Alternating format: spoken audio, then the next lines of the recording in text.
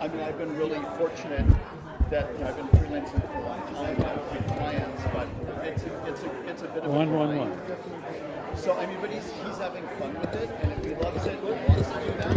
I'm like, or if he says, gee, this is fun, but I don't think I want it. I don't think that's something I want to do all the time.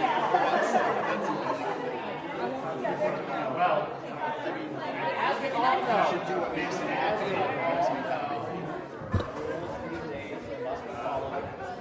Does he want to? Is this like a goal to be a staff?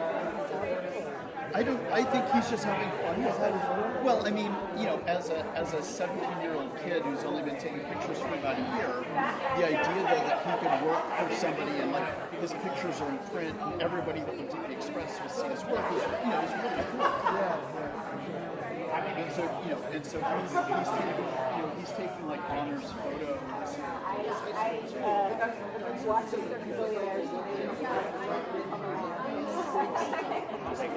Off the record. No seat. It's exciting for 17-year-olds.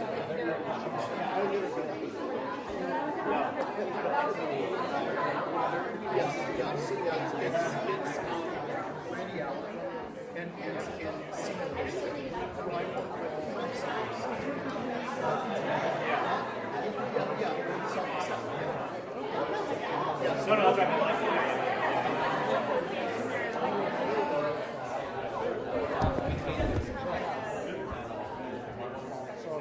Is he part of the high school? I mean, it's not.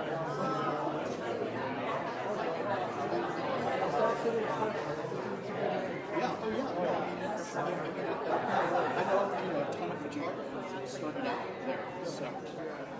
I mean, it's opportunity to have fun, and unlike most kids, most of them are, scraping by with, whatever they can talk their parents into buying for them, so, I mean, he has kind of a unique opportunity that he has access to all these classes. I know,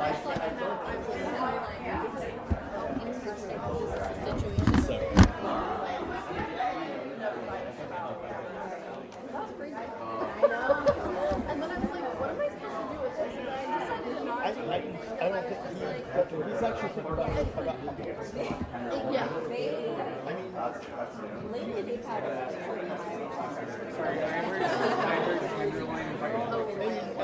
most people really don't at that age. So I mean, I just, I'm saying find something you love and pursue that. If you decide you don't love it, find something you love and pursue that. Oh yeah, yep. But I mean, he's also figuring out that, because he's been doing some assisting for me, and he helped me out with a project over the summer where there were a couple of photographers there, he's making at the end of the day. And he's like, I mean, he was excited to be getting $200 to assist, but then he's like, and he's like, well, what would I have to do to be able to do that? I'm like, I said, here, if you can do consistent work, and know what you're doing. I'm like, there's nothing wrong. It's not an age thing. It's just if you really skill level, then you understand what you're doing, then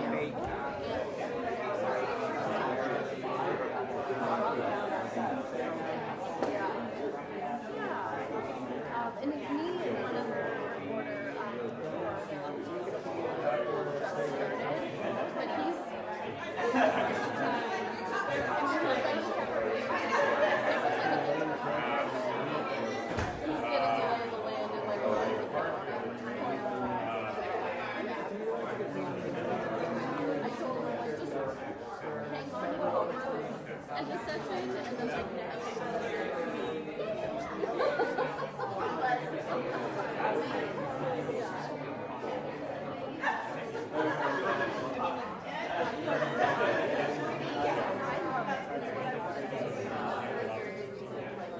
crazy because so many of these things I'm switching back and forth between shooting them for Reuters or for Cal Matters.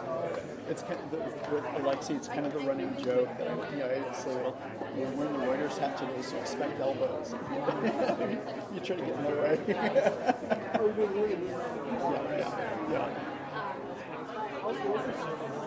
Oh, I love them. I mean, I've been one of their primary contributing contractors since like 2001. Oh, thank you. So, I mean, that's the beauty. The beauty of having a long relationship is, I mean, in a lot of ways, I've worked with them for longer than I have other staffers, and so, I can say, hey, I want to do this, and there's a high trust level, and they just turn me loose, and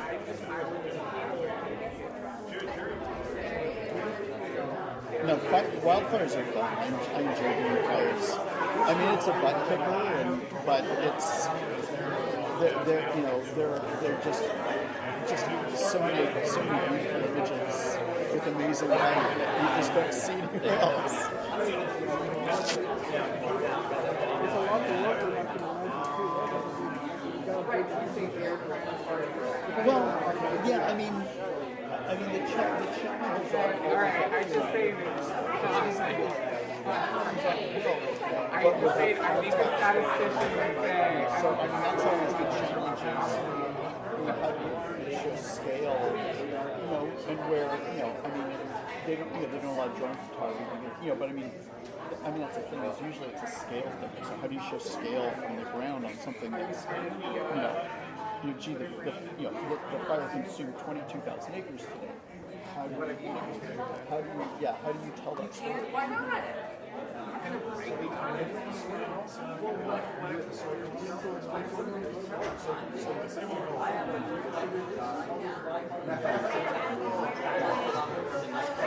We are redeploying.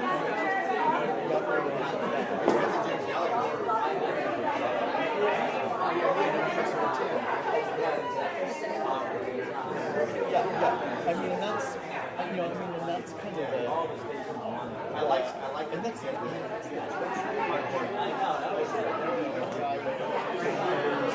posing something,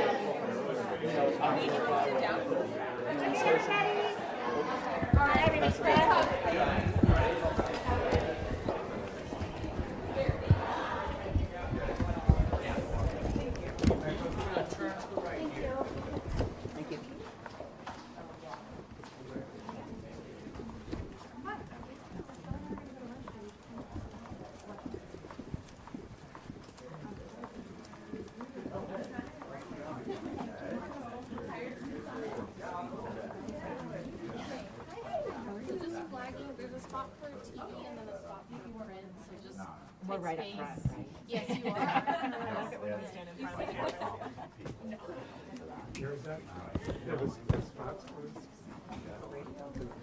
Yeah, I know. I was like, okay. Yeah. Let's see. Hopefully they understand how that works. Are we putting the mics? Room audio. Room audio. TV over here. Mike, if you wanna, or do you want to? Would you want to move? Yeah, let me just step over Here, I can. Move the couches, guys. I don't know how you fit.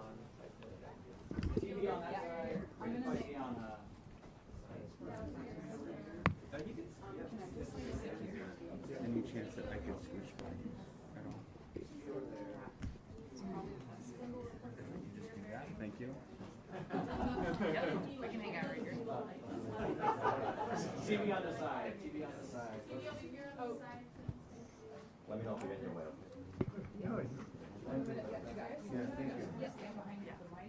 Yeah, it'll be what it is. It's all set. All right. I'll wait for you.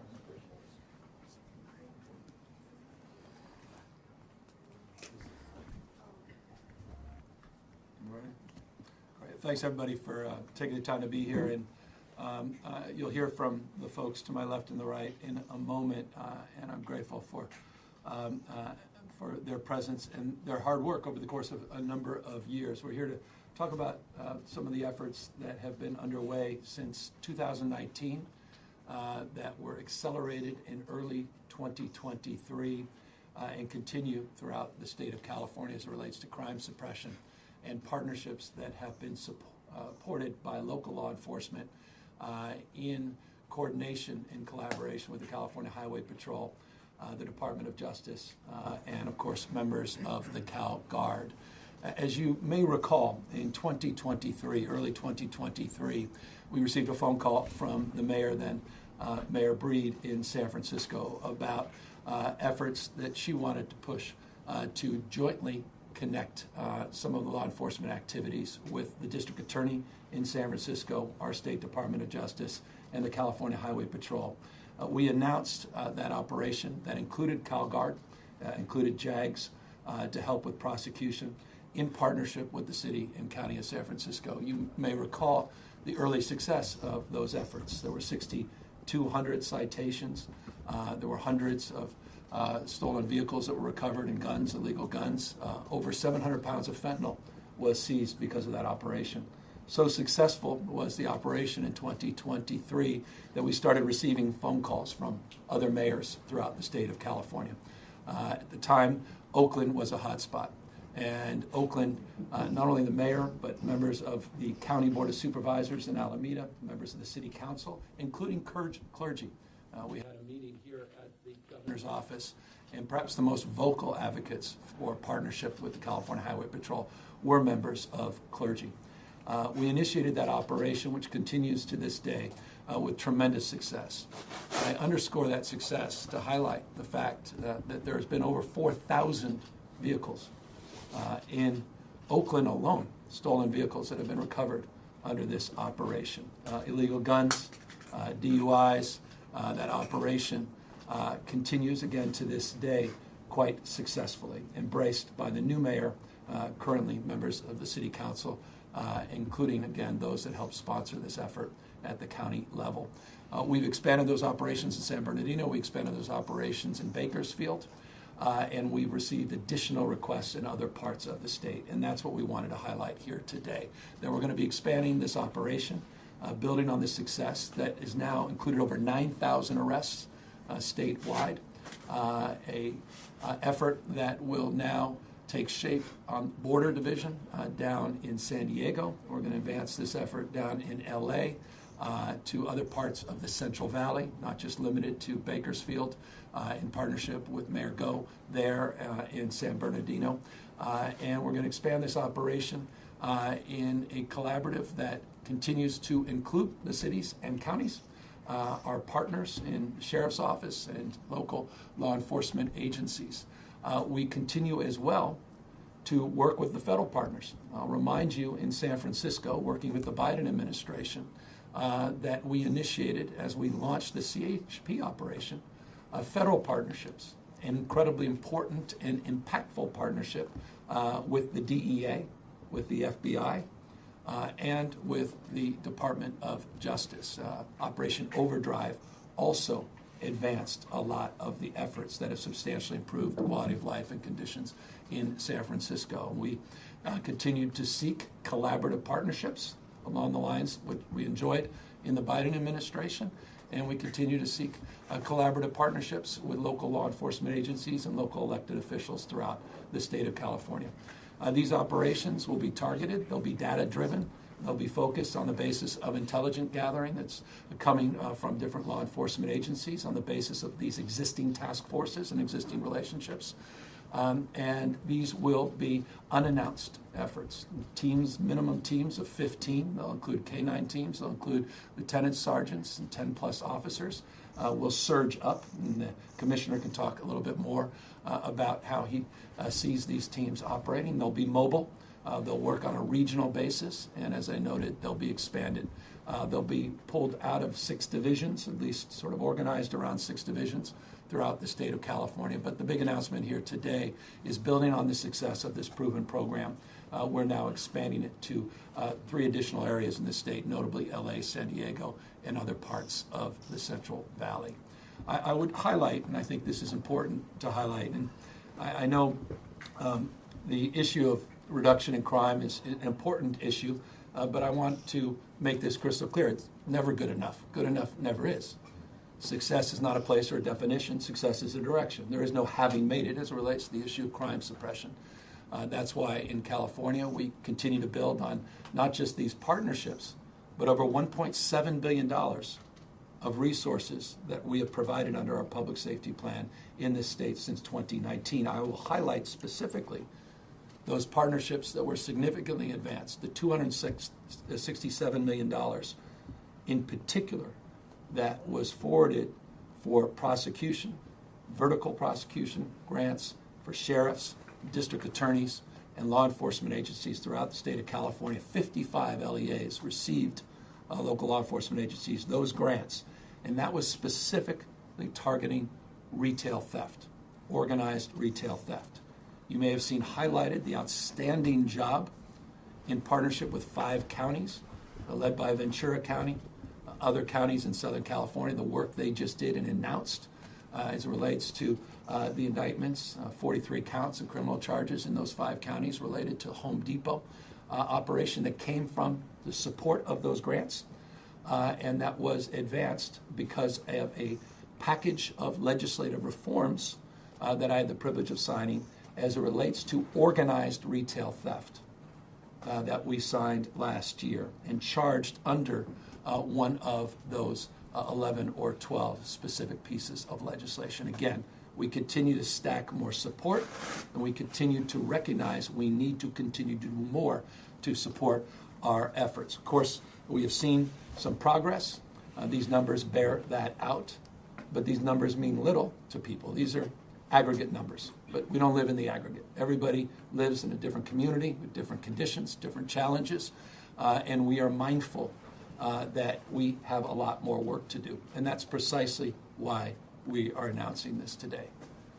I would rather be remiss if I did not comment on some of the activities as it relates to the National Guard at the federal level before I turn it over to the Commissioner and the Secretary.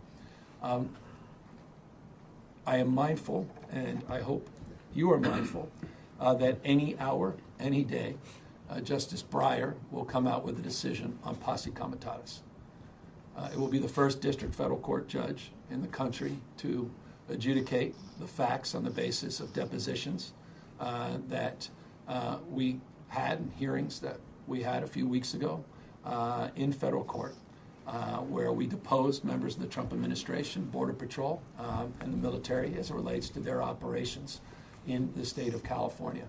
I think its consequences will be profound and far-reaching. We're waiting to see that decision, and we're waiting to reflect on the impact of that decision, not just here in the state of California, but the prospects, I imagine, if we're successful in our efforts in highlighting our concerns around posse comitatus, that it will find its way into the appellate court, and the impacts, of course, that could be felt as it relates to the determination of that court on the broader western part of the United States. So our mind is fixed on an issue that remains a top priority and focus for all of us. We're not naive about the challenges that continue to plague our communities throughout the state of California, and we've every Tuesday provided you the information. And I'll close on this.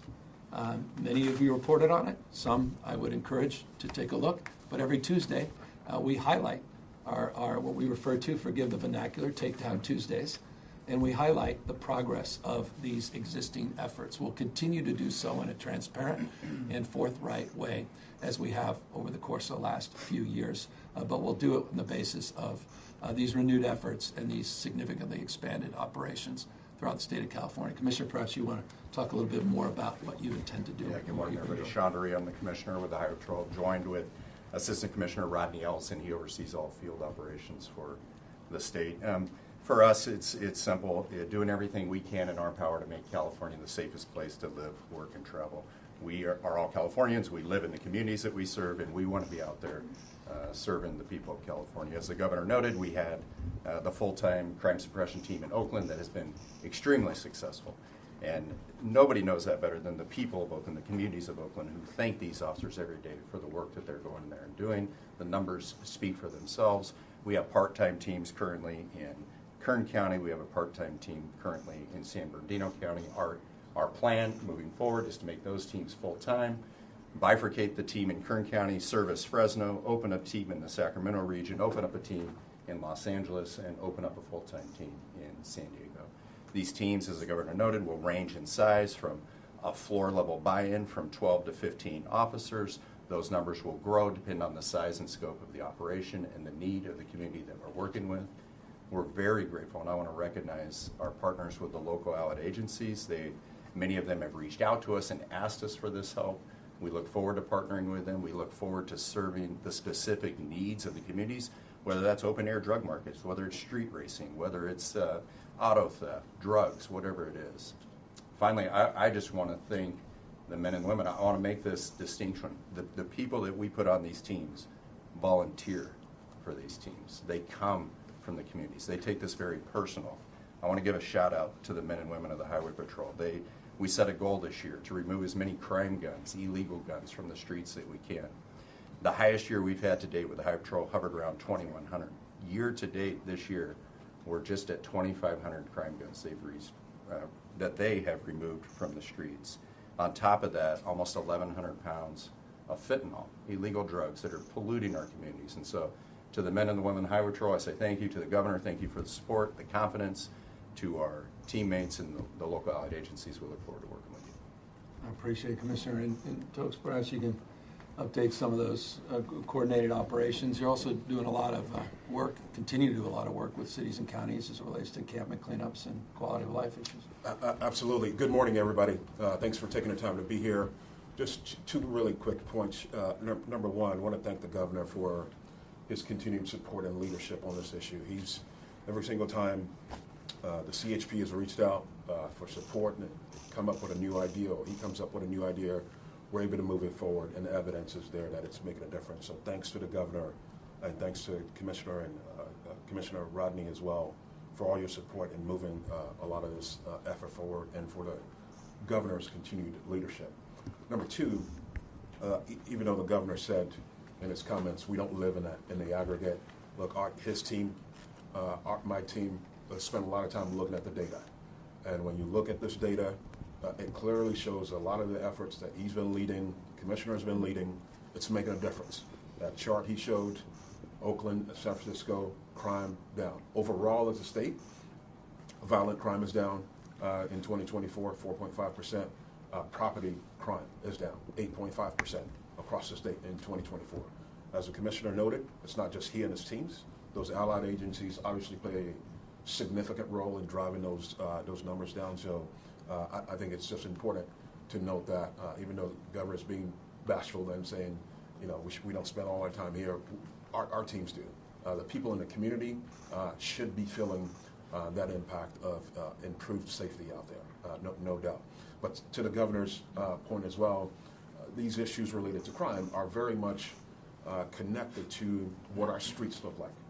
Not only do I have the responsibility to support Commissioner DeRee, also have oversight and support of Caltrans as well. Caltrans has a big responsibility in making sure that our rights of way, more than 50,000 miles in the state, are clean and open and safe, and dealing with issues related to people experiencing homelessness and encampments and litter, Clean California, all those things. Governor's spearheaded to levels that we've never seen before in this state in his tenure, with funding and policy support. And so we're going to continue to do that work as well. Beyond CHP, Caltrans is going to continue to be focused and stepping up in cities like Oakland and San Francisco and Bakersfield, San Diego, LA, to make sure that where we're seeing high numbers of litter or possible encampments, we're cleaning those up, and not just cleaning up encampments just to disperse people, but to make sure that they have long-term housing and care that they need as well. It's very, very important in the work that we do. We're not just going out there and cleaning up our sidewalks and clearing people out of their way. We're making sure they're connected to the continued services that they may need as well. So with that, again, Governor, thank you for your leadership on this. And Commissioner DeRee, the CST effort here, hoping that it sees much success in the months to come. Yeah, no, look, and the leadership is shared across the board. And I want to just highlight the mayors in particular that have been extraordinary partners in this effort. And it's a bipartisan effort. We're moving in Republican communities, Democratic communities, but we're all moving in the same direction. And that's the spirit we're bringing to this expansion of our existing program, and want to maintain that momentum and do it on the basis, I think, of what the commissioner mentioned, which is with the strong support of the community. One of the things that has been, I spent a lot of time in Oakland. It's an extraordinary thing to walk the streets of Oakland and have people come up and say thank you to the California Highway Patrol. Thank you to the men and women of the California Highway Patrol for being there. And that's testament to the quality of the training, but also the quality of leadership. And so I just want to acknowledge the men and women that are on front lines and thank them for being extraordinary ambassadors for this program that allow us to be in this position to be able to expand it significantly across the state. With that, we're happy to answer any questions. Governor, is this in response to President Trump talking about, or is it to prevent the possibility? When President Trump talks about deploying more National Guard troops to more cities, is this part of a response or to prevent that from happening? Well, I think you can go back to your own reporting. We've been pretty consistent with these kinds of announcements. We haven't necessarily invited you in to the horseshoe here to announce them. We've done it by paper. We do it every week. We're highlighting these things. I've had probably 9 or 10 press conferences on this topic over the course of the last few years. So we're not reacting and responding to anything, quite the contrary. With one caveat, the community wants to see more, and we are trying to be responsive to the people we serve. As it relates to the president in particular, he's doing things to people, not with people. It's a point of profound and consequential contrast. He's de facto militarizing American cities. That's why I led with the Breyer decision.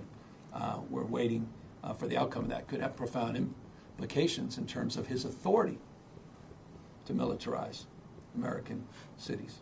Again, certainly here in California, impacts, though, will be discussed and debated if he moves in our direction across the United States.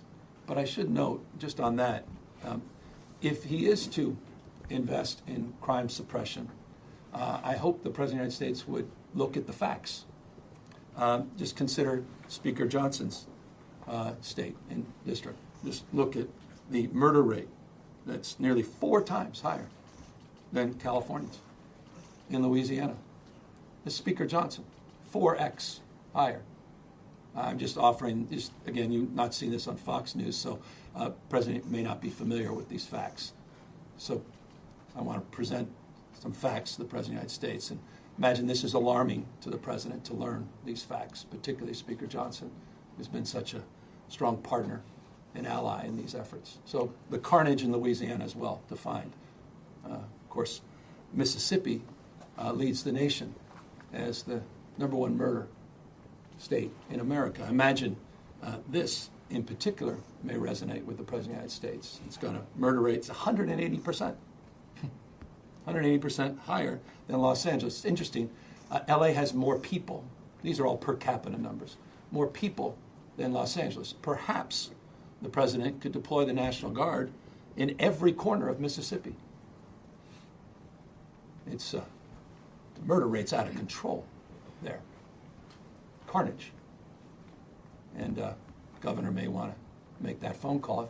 Again, if they care about the issues of crime and violence. I would note St. Louis murder rate is 190% larger than Oakland. I can go on. We can talk about the carnage in Arkansas. Again, one of the top 10 murder states in America.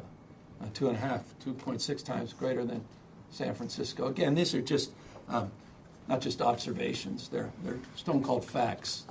And the fact remains, if the President is sincere about the issue of crime and violence, there's no question in my mind that he'll likely be sending the troops into Louisiana and Mississippi to address the unconscionable wave of violence that continues to plague those states. Governor, you talked about putting the mirror up to the Trump administration. I'm not necessarily pointing to this, but in social media, with the Patriot Shop that you've established.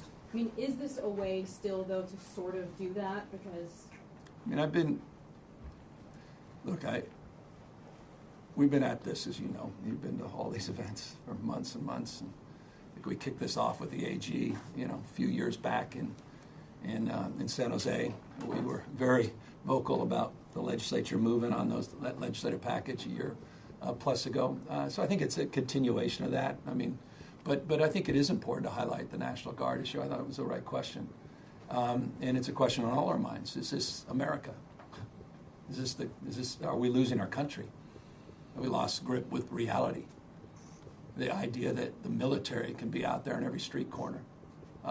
In the United States of America, that people that don't look like me, the black and brown community, quite literally feeling like they're racially profiled, scared to death to walk their dogs or go to the grocery store. Even in some cases, now you're hearing more and more about it, going to the hospital to get emergency care, let alone preventative care. That matter, even going to school or to graduation we saw last year, funerals, weddings, events. So, no, I think it's important to build on what we're doing, yes, to extend that narrative, to expand our successful programs, to acknowledge we have work to do, not suggesting otherwise, but also acknowledge that this country needs to wake up to what's going on, and not just the authoritarian tendencies, but the authoritarian actions by this president. This cannot be normalized. And yes, so I'm highlighting some just blatant hypocrisy. Yes, we're putting a mirror up to the lunacy that is Trump's tweets and his grift. The madness that is someone that would dress up as the Pope and tweet that out. Or put his face up there on Mount Rushmore in a Superman costume.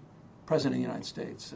So I do think it's important to put that mirror, that lens back, and have everyone reflect on it and say, well, have we accepted this as normal? Why aren't we calling this out more clearly? So extension of what we're doing, but also, yes, highlighting some of that. We know that he often, challenges facts. We saw him challenging crime data in D.C. What's the plan in place if he, obviously doesn't believe? Well, I mean, it's an administration that's always believed in alternative facts. In fact, facts don't matter, illusion rules. That's why the chatbots at Fox are so successful at night. Shape-shifting, facts don't matter. They flood the zone with narrative. But facts are stubborn things. And the fact is, Mississippi, I mentioned Arkansas. How about Tennessee? Alabama. Alabama's top 3 murder states in America. Where's the President of the United States? I thought he cared. These are his states that voted for him. His state of mind doesn't seem to be focused on the issue of crime and violence. It's about an expression of authoritarianism. He reflects and waxes, I think, 2 of the last 3 days, talking about being a dictator. I hope people pay attention. And so we are data-driven here. This basis on facts, in evidence, not just police chiefs that provide that information, but the FBI that stress tests that information. We still believe that facts matter. And that's a question for the Trump administration. I'm not convinced he does or ever has. Governor, thanks for having us in your office. I think it's the first time we're in this setting. Speaking of mimicking, were you trying to resemble the Oval Office, and can you speak to this setting in particular? I don't think this comes close, but I appreciate it. What was behind it, you wanting to do it? No, I mean, we were going to go down to the second floor for all of you insiders. I've never been inspired by that place, so and so I thought it would be nice just to mix it up a little bit. And so talk to Izzy. He had a creative idea today. Thought it'd be nice to invite some. 1 or 2 of you have been here, and I think we created animus because others weren't invited in here, so we figured it'd be easier to get everybody in. I have a question to your point about crime rates going down in some of these communities that you're deploying additional resources into. That's been an argument when it comes to where Trump has been deploying the National Guard in places where crime rates are actually going down, like places like D.C. So how can you justify that? What's the reason for putting more resources and more law enforcement on the streets where communities might be seeing decrease in crime rates? Well, because, as I said, good enough never is. A decrease is not, I think, look, and this is more my own observation. This is more of a tonal observation. I don't think it's a very good argument to make that, well, if we're down 15, 20% when you still have people whose cars are broken into, you still have crimes being committed, you still have murders, you still feel unsafe in certain parts of certain communities and all across this country. So I think we have to be very careful about that. And I'm not arguing to defend the status quo, quite the contrary. We think we can do better still. Just because we have the second lowest homicides in modern recorded history, certainly my lifetime, doesn't mean we can't do better. We can. And that's what this is about. But again, I also would highlight that our efforts were focused in the initiation of this effort that we're expanding here today. We're focused on hotspots. We focused on parts of San Francisco 2 years ago that were of concern. We've seen progress, but not good enough. Talked to the mayor the other day about it. He wants to see more. He was very encouraged by our willingness to engage and re-engage back in San Francisco. We went to Kern County, which was the murder capital of California, Kern County, a few years ago. I'm off the charts. I think for 5 out of the last 6 years, they've been the murder capital of the state. And we reached out to the mayor and the county, and we said, look, this is not just about coastal cities. This is about parts of the state that we don't overlook, but often parts of the state that are overlooked. And those partnerships have proven unbelievably successful. By the way, I mentioned Mayor Go because not only has she enthusiastically embraced this, but she's seen some of the biggest decreases in crime in Bakersfield in the state. We're using not just our mobile resources, we're using our air resources down there as well, and I appreciate the commissioner's work in that respect. We're going after side shows down there, and we've seen some success. So their willingness to engage has been profoundly consequential and beneficial. And I think a lot of those communities that have seen declines think they can do better, can do more. And that's why we're last question. Governor, you mentioned hotspots. Can you speak a little bit more, maybe you all can as well, to what's happening in Los Angeles County, what your plans are, if there's specific crimes you're targeting or enforcement you're going to stand up there? Yeah, it's still early. We're having conversations with LAPD. I can tell you this, the city, the mayor's office, and our counterparts with LAPD are very excited about the partnership we're going to do. That's probably going to be one of our biggest number of resources. We have a lot of officers in LA County, so it's going to be an easy lift for us. And so we look forward to being proactive with them. And really, it's going to be, we sit down and plan out these operations 30, 60, 90 days out with Los Angeles Police Department and see where we want to combine our forces. So. You mentioned retail theft, you mentioned street racing. Are there any specific types of crime you'll be focusing on? Yeah, I mean, our bailiwick is auto theft, obviously, just any crime. When you have a crime issue, the governor talks about where these trends are going up. Our plan is to go in and do what we do. We go in and saturate an area with high visibility in-view patrol. We're going to put numbers of black and white patrol cars and officers in uniform in there. It deters criminals. The people that have a problem with that are the criminal community have a problem with us coming in and saturating an area. So whatever the crime is, when we come in and do just enforcement that leads to good police work, that crime goes down. So. I want to just, and if I may, well, forgive me, but just I want to also compliment the commissioner. It was the CHP working with LAPD that were protecting the National Guard and the military in LA. I want to thank them for that. The LAPD, in partnership with the CHP, had to protect the federalized guard and the United States military after Donald Trump federalized them. And I just want to compliment you more publicly for an outstanding job in that respect. Forgive me. Can you talk about what your efforts will focus on in Sacramento and the Central Valley? Yeah, same thing. Yeah, same thing. We're talking with those chiefs directly to see where their needs are, but it'll be the same plan of attack. And so these operations will be well thought out, will be data driven, will be planned in advance, but obviously we're not going to public on when and where. And after we've executed some of them, we'll be more than happy to share. These two messages today are kind of contradictory. On the one hand, you're mocking Trump's deployments and highlighting the crime rates in red states that you say are higher, and at the same time, we're here because you're surging law enforcement across the state. So, do you believe that crime is a problem in California or not? Well, sort of curious question. I made the entire point that crime's an issue and we want to tackle it, and we continue to do more in that space. And we announced and highlighted some of the expansion. What is not contradictory, respectfully, is that we're doing it in partnership with our local communities. We did it in partnership with the Biden administration prior. We're not talking about the nationalization, the militarization of the Guard and militarizing the United States cities. So quite the contrary. Thank you, everyone. Trafficking, Thank is you. that, I mean, not to get specific, but trafficking in this area.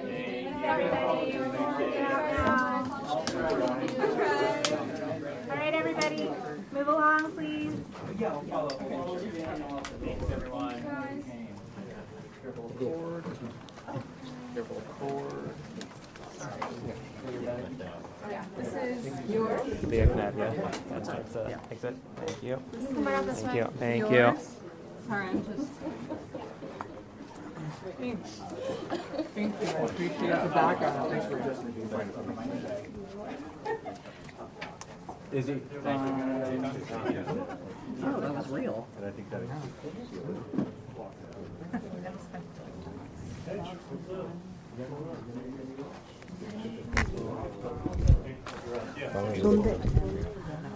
Okay, yeah. Next week. Okay. I also wanted to see all these pictures there. I know, right? Right. You've been here before? I have. Oh, yes. How's your back? Your shoulder. This little camera is it would be easier for me to have a bigger camera. Okay. This one is it gets very uncomfortable after a while. Oh, it's much cooler. Oh. Situations like that, you gotta kind of turn your mind What? off. Yeah. Your body. I know. Was that I what? know. It didn't really start bothering me until probably about 5 minutes ago. I said it was. And I started. Okay, I gotta move. Oh, well, you know how I. Thank you so much. Oh my gosh, I'm so sorry. No, you can go through either doors, and as soon as you walk up to it, it'll. Okay, thank you so much. I